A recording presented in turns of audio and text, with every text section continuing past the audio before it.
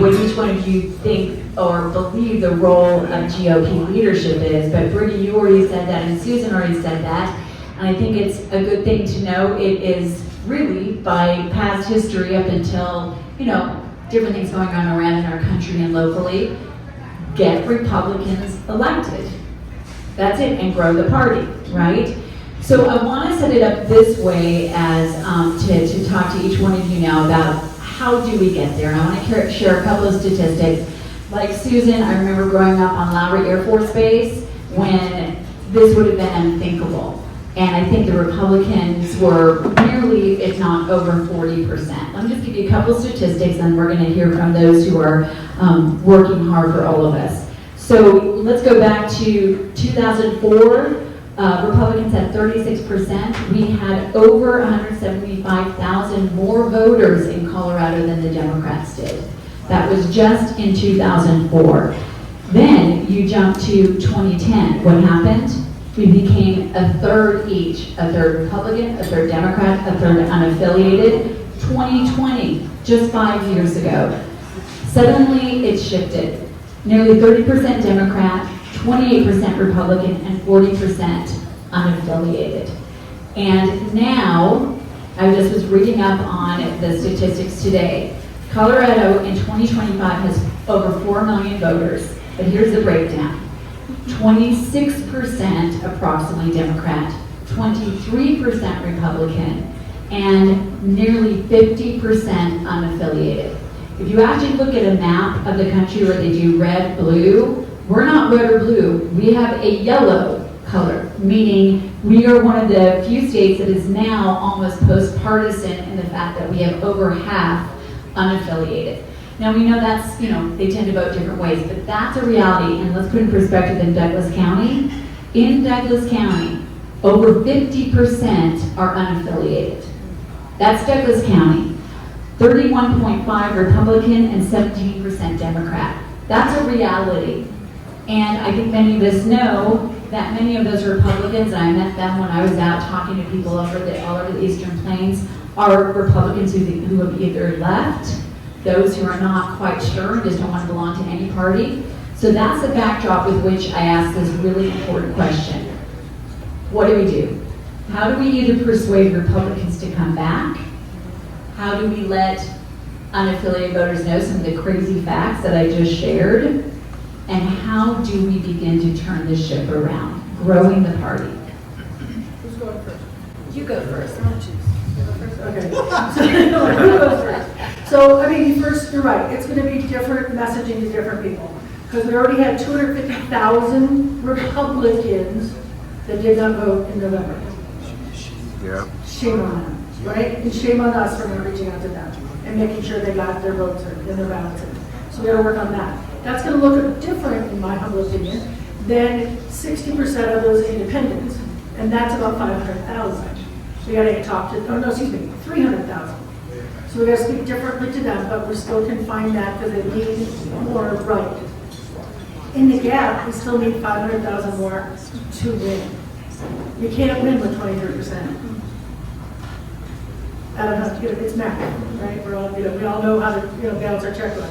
So we definitely have to speak differently that way. Open that big tent, and I'm going to stop talking and let others talk, because one of the biggest tents we can open is this thing called Gen Zs. They are all conservative.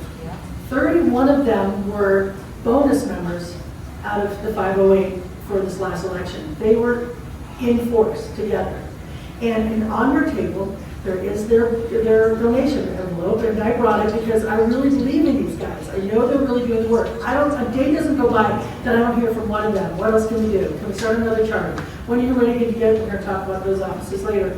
When can we do this? When can we do that? They are out of school, they're eager, and they want to get to work. And I know that if we capitalize on them, they're going to help us move that needle for that. Thanks, Brita. Deborah, you almost had a premise that state party leadership is always about winning elections, and it hasn't been. 2 weeks ago, Brita asked me to go down to the Capitol building and address our Senate caucus. And when I walked into that room, I felt like the first American soldier walking into a Nazi concentration camp. And these people were were browbeaten, they were dead. I thanked them and said, we understand how demoralizing and frustrating this has to be for all of you, but help is on the way. And I'm going to describe some of the efforts that we're pursuing here, and it's a total departure from what's been going on before. Then I thanked them again. Senate Minority Leader Paul Lundin stood up and said, Russ, you're the first person from party leadership that's ever come into this room and said thank you instead of F you. That's exactly what he said.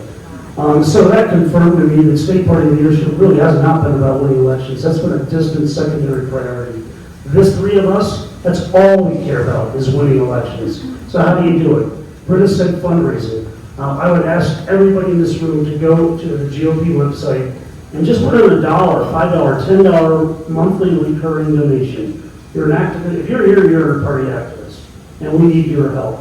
The second thing is we're right now, Daryl and I have been putting together an email reaching out to every county chair, county vice-chair, county secretary, and treasurer regarding Christian outreach, Latino outreach, gun ownership outreach, and veteran outreach.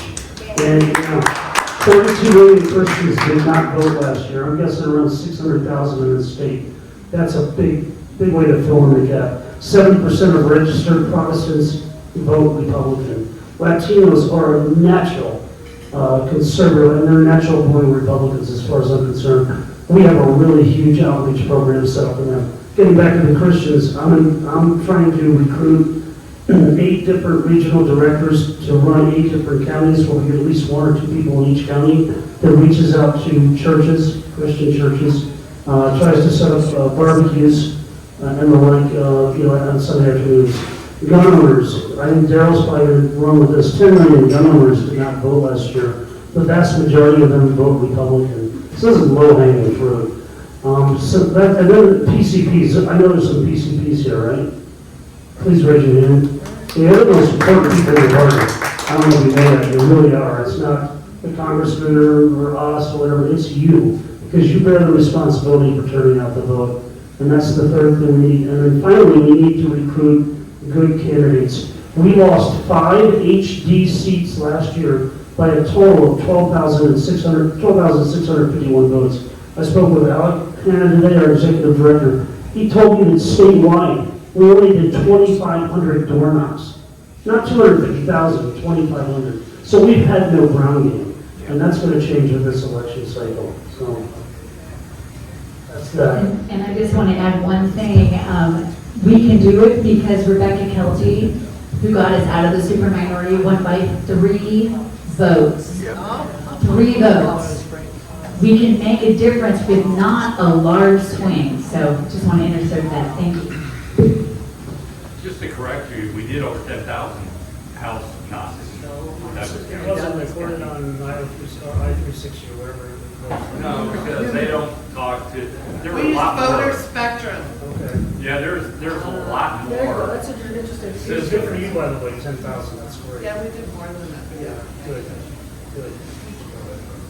Now, there's a lot of counties that did that, they were not recorded anywhere because there was no place, they weren't talking. Yeah, one last thing too. One of us, we've committed, even if it just has to be me, but it'll be all of us, that on the last 64 days of this election cycle, one of us will be in every county, at least one day during that cycle, knocking on doors with people and making phone calls.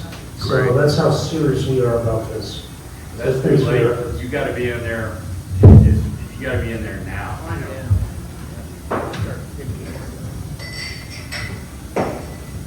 So, here comes the business side of it, right?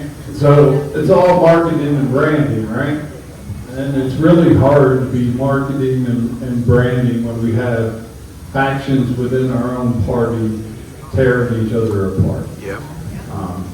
And so, you know, we need to be able to, first of all, come to the agreement that 2026 is just not another election, right? It has to be our mission. It has to be our mission as a party. We have to restore the sanity back to Colorado. I'm of the firm belief Republicans do not lose elections in Colorado. We literally give them away.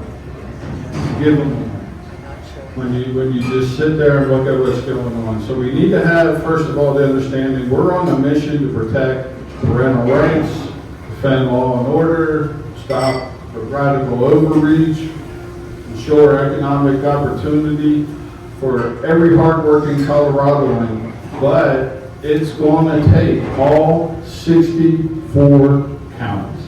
It's going to have to take every precinct. It will take your hands, your hearts, your voices. It's going to be going to school board meetings, door knocking. It will take tough conversations and strong coalitions, some of them you heard about already. And it's just going to have to take Republicans to remember that we are one team, united under that banner of liberty, limited government, personal responsibility. But let me be clear. There could be no room for ego or division or self-interest. We're not interested in the drama. Okay? We're here to win because our children and grandchildren are counting on us to get it right.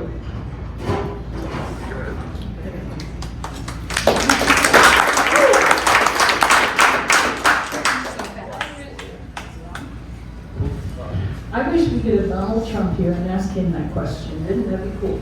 Yeah. But I think he gave us some insight in February, I believe it was, when he met with President Zelensky. Do any of you remember that? It was all over. There were 3 lessons from that. The first is when Zelensky got off the plane, what did he say? You got to know your audience. We have to understand our audience. Our goal is to get 50% plus 1 in any race that we're in. Our audience for the DC GOP are the 315,000 voters, most of which are unaffiliated and supposedly lean left or Democrat about 60%. I will say I've spoken to a lot of young people in the past couple of years, and a lot of them are unaffiliated because they don't want it on record that they're Republican, because when they go for a job, their employer will look that up. Kind of amazing, isn't it? So number 1, we have to know our audience. What did he do? What did Trump do with Zelensky when he was, Zelensky was saying, but he did it, and he was trying to plead his case. Zelensky looked at him and he said, you don't have the cards. We don't have the cards in Douglas County anymore. It's not like 97 where they didn't run downs. So we have to understand our audience. We have to understand we don't have the cards. And then the last thing, when they were discussing, Trump said, I'm trying to stop World War III here, right? We have to focus on our goal. And our goal is to elect Republicans. In addition, I think that we have a very unique opportunity right now, today, to start messaging. And the message would be, and I do want to give the late Joy Overbeck a little credit for this, because she and I have discussed it. And we should have a campaign right now that says, woke policies don't work. They don't work. And we should have a stat or an issue. We should have some sort of visual or a story, show someone, scraping human feces from in front of their business. I mean, personally, I was coming home from a Rockies game on the light rail, and there's someone shooting up, and when they tried to get him off, the cops knew his name. Yeah. That's crazy. We can't go on the light rail with our kids. So have an issue, an emotional impact, and then a statistic. And right now, woke policies don't work. So when they try to attack our candidates, that's secondary. That's not the issue. The issue is woke policies don't work. So I would start that now.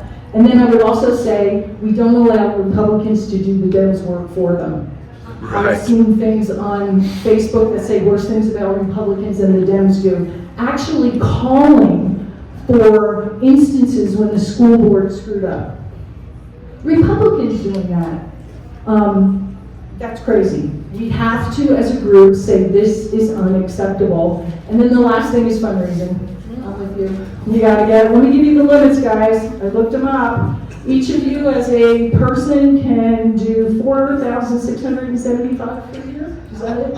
Of which 3,875 can go to the skate party. So we'll share some with you. I do have envelopes if anybody would like to donate tonight. And we do have to kind of pony up because we need money to do the things to get our Republicans elected. Thank you. Thank you all. I think that's very key. And I love the thing, remember what the mission is. If it was to stop World War III, when I hear and I see people attacking one another, I'm like, let's just remember, by the way, there's a teacher unions out there. There are the self-proclaimed Democrat Socialists. There is Antifa. There's all these different groups. And I'll just say, running as a candidate the last time around, I was like, I faced Antifa down in Civic Center Park when they were coming at us. I do that time and again. We made our movie, and the teachers' unions were going after us, and we got death threats. Anytime, you can see them coming, we're united. But when people who are doing their best get attacked more from our own side, number one, it demoralizes everybody. So thank you for going down to the Capitol building and thanking them. And if you don't agree with somebody 100% of the time, still thank them. I guarantee you agree with them more than you do the Democrat Socialists that they're fighting against every day. So I just appreciate that. And last thing I'll say, a little point of privilege here. When we were going around, we were campaigning in the last election, I met so many people that would want to sign the petition. They say, you know what, I vote Republican, but I'm not in the party anymore, so I can't sign it. And we'd be like, why not? They said, because I don't want to be in a group where they treat each other so incredibly terribly. Yep. We what I appreciate is we don't have to agree with one another because, by the way, liberty is not homogeny of thought.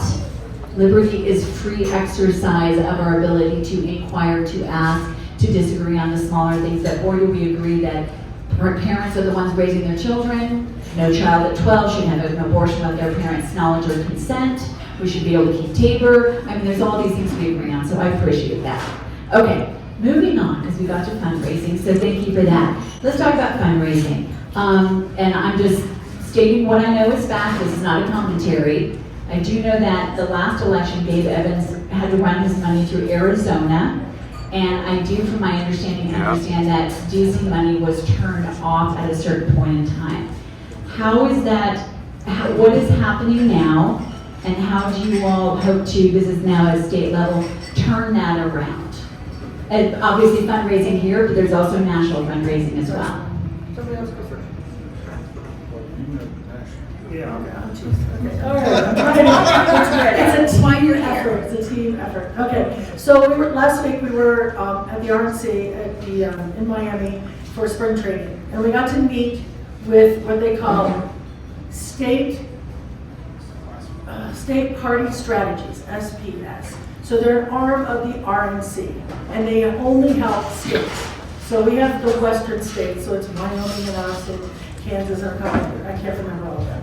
And so we got to go with them. So first of all, we're doing this what they call a rural program. And a rural program is like, the RNC will give you $50,000, which we'll see starting now. They'll come in little chunks. There's like 3 levels to get. And we have to do the first piece. And it's like making sure our bylaws are right, making sure, structure's there, making things are done, just clean up kind of stuff. And it's super simple because we get to pick what we think we need to fix. We get to add in there, obviously there's no transition, piece in the bylaws, so we're going to add that. So we'll get a cut of money then. Then we're going to do some more pieces, and we'll get the next set of money. And then next year, if we keep doing this GO program, we'll get the $50,000. So I'm all in. We're going to do that. So that's the first piece. Also, the RNC wants to come. They even said, both the RNC and the White House on Friday said to us, Colorado is a targeted seat. We're coming. So we're going to be coming in not only with money, but they're going to be coming in with staff. And they're going to be able to help us. They want us to make sure we keep our 4 seats and maybe get 1 more. But we have got to keep these 4 seats. We got, like you said, Dave Evans across, in spite of the party. We did it as a group, as just a grassroots group, because we realized there was 40,000 ballots that needed to be carried between Weld County and Adams County. So all of the people, so also for the state party, with Representative Wood and Representative Gonzalez, they're all in that area. We just got a group of 80 people together. I had to teach every one of them what, how to cure ballots and how to get on the phone and have a script and get that work done, because it wasn't happening at any other level. I didn't mean to go down that rabbit trail. But maybe we were able to get Gabe across the line, and that really helped President Trump, obviously, with one more CD. So if I can say that at all, I mean, we're getting the donors back. Our requirements our limits are 10,000 per person, 20,000 per couple for a year. And there's like $3,860 to go to a small donor, to our PAC, to our state pieces. So if you have any conversations, we'll be happy to have about that. And then we're going to get the IEC going, because anything after $10,000, we have to give the IEC. Did I say it right? IEC. And then they get to give it to candidates, so we can't know about it. So there's a firewall between us.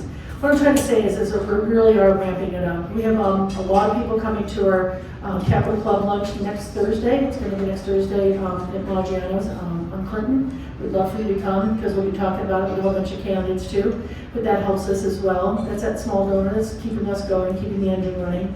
I mean, and we're making a lot of operational changes right now, especially with the move out. We could talk about that in the regional offices. And I have to definitely take the time to spend more than half my time, obviously, making phone calls and fundraising. So that's all we're going to do. And so we just need to get it bolstered back up. But it's available. And then last thing was, one of the, if we can get it in CD8, if I believe, find an office there. They're on C. I just talked to them today at 10:30. They're like, you need money for it? You want us to pay rent? Are you kidding me? They're already offering. And then we talked about the regional field directors. They're like, do you want us to pay for it? I'm like, are you kidding me? So the money has always been there. It's just playing well with others and making sure we win. By the way, Brita and Daryl, and to a lesser extent myself, we found about $10,000 per month in savings so far, just in the first 50 days. So we're pretty good stewards of money. Again, I'm a financial advisor for 38 years. I'm a good fiduciary of people's money. 2 words for you: Bernie Madoff. I mean, as a financial advisor, he devastated our industry for several years. And I kind of feel like that's kind of what we're replacing, maybe not just the last 2 years. But the focus has not been on fundraising to use in elections, and now it is going to be. And I want to use this point right now about party unity. We need to understand what and who our enemies are. Our enemies are Marxism and socialism. Our enemies are Jared Polis, Jenna F. Griswold, the loopy left-wing legislature that is destroying our state. Our enemies are Bernie Sanders, AOC, Chuckle Schumer, Nancy Pelosi. Our enemies are also that little creep off from California, Adam Schiff and his governor, Greasy G. Those are, and people who drive below the speed limit in the passing lane. Those are my enemies. Anyway, we need to recognize who our enemies are. Our enemies are not Jeff Hurd, Lauren Boebert, Jeff Crank. And by the way, 3 of the 4 of them, the state party last year would not run their mail. And didn't we send a lot of money back to the Fed? Yes. Yeah. $800,000 went back. Yeah, because they didn't spend it on our candidates. So that's how far out in left field they were. But I'll say this: Dave Williams, Hope Sheppelman, and Anna Ferguson likewise are not our enemies. We need to unify under a big, huge tent. I wonder, I was talking to Susan about this before we got up here. You almost have to wonder if some of these people that are coming after us are actually Democrats. I mean, I really do. I mean, were they plants? I know that sounds stupid and conspiratorial. No, we're happy. It was right here in Douglas County. I got it. That lawsuit. Anyway, again, help us with fundraising if you have the ability to. A monthly recurring donations, you'll get a thank you from me every month. So, thank you. So, at the upper echelons, you heard there's a lot of money that can come in there, but still when you walk to the person on the street and you ask them for a donation, the words are, I'm not giving you shit. It's pretty much the words that are coming out of their mouth. And when you do the follow-up question, why, It is because we don't trust you. We have no idea where the money goes, you know, whether it's buying somebody a new RV or last minute dinner expenses, or whatever the case may be. And so transparency is what we're about. And so you've probably seen some of the news of, you know, the outside accounting firms. We went that route specifically because we want the accuracy, we want the transparency, but more importantly, we want the timeliness, not only for us to be able to talk intelligently, but for the information to be able to go out to all the 64 counties and all 500 plus SCC members, that they have that information in real time. So there's no more 4,000 line entry Excel worksheets that you have to try to interconnect with the FEC website to try to determine who's doing what, where, when, or whatever. But still, that's going to be one of the messages to turn over to the layman down on the street of that level of transparency. We can do a lot of that, but most of it's going to come from the individual counties and their discussions, being able to explain that. The other thing is the also understanding, we threw out some big numbers here, 4,000 here, 10,000 there. You know what? I want $10. I want $10 from every Republican in Colorado, and can you make it a monthly allotment that comes across there, and we'd be cooking with grease, right? And then once we start converting the unaffiliated and all the other ones, then, you know, the rest of the money will start going up to allow us to give the message. But, and we've already begun the discussion when it comes to messaging, because anyone that owns a business knows you're gonna have to spend money to make money. And so we're just going to have to get to that limit that allows us enough to be able to advertise some of the changes out there, the messaging that comes across, and hopefully that starts drawing the flow too. So any word that you can put out that, you know, now's the time to come to Jesus. You know, the Republicans in Colorado have changed. We're on this mission. 2026 is the win. We need to win 2026. There's no ifs, ands, or buts. Just like 2024 was important for the nation, 2026 is Colorado's chance. If we can't run with the conditions that the Democrats have given us today, we deserve to lose. We do. We deserve to lose. We should just pack it up and become libertarian or something. I don't know. So a little bit more, I'm sorry. Yes, I'm sorry. Mine's gonna be, oh, do you Go want ahead, no, to? go ahead, that's all right. Mine's gonna be kind of short. I know that the DCGOP did very well in fundraising the past cycle, and that's one thing that the previous board did do well, and then we had some successful get out the vote stuff. Right now, our second vice chair, who is really kind of in charge of the fundraising, resigned, and we won't have a new one until June 29th, I believe is the meeting that they're gonna have for the whole central committee. We'll also do bylaw changes then. So, I have a presentation tomorrow I'm going to be giving to the group. I am hoping that we could have more continuous giving each month, and then we have some of these big fundraising events. But I am concerned about the brand, and I am concerned that we have extended our attempted influence into areas that, should they not turn out well, our brand will be tarnished. And I have to say, it is hard for me to go to people sometimes and ask them to give money when I'm not sure where it's going to go. So anyway, I'll know more after this month, and I had anticipated an influx of cash at the end of June, but that's not going to happen. We're anticipating something by July or August per the chair, and hopefully, if you'd like to give tonight, though, I do have envelopes, and you can give, but that's it. And Susan, I just want to do one follow-up question to that, because, you know, obviously this is Douglas County, so that's Jeff Toberg. He moved to Elbert County. He was the second vice chair. Can you just let everyone know here what the process is to replace him, if anyone is interested? Okay, so the central committee is going to have a special meeting, I believe it's June 29th, And at that meeting, all of the central committee will be voting on the new second vice chair. Anybody who wants to run can contact Robin or Amanda. We do have a candidate here, Nan, is running. She's a declared candidate. All right.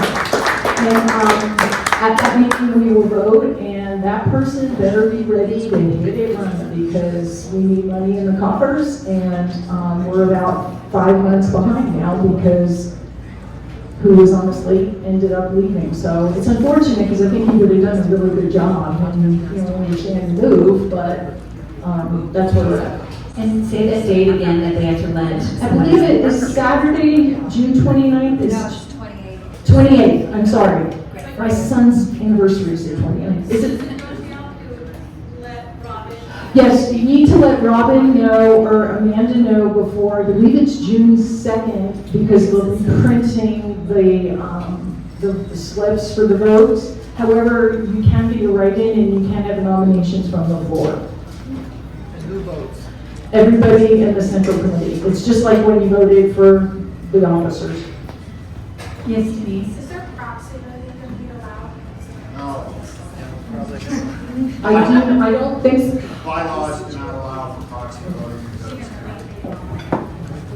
All right, and I want to make sure we have time for questions, so I'm only going to ask one more question, because we've heard a few times about these regional offices, and I think this is a great idea. And I think it's also really great that we have leadership that's not from the Front Range corridor for a change, because it's a huge, big 64-county state, and it gets everyone engaged. So maybe just one of you answered, maybe Brita, if you want to, or one of the gentlemen, about these regional offices and what you're looking to do there. That's really Brita's initiative, and I love it. So we're looking at what, 4, maybe 5 regional offices. I think we're going to start rolling them out in October.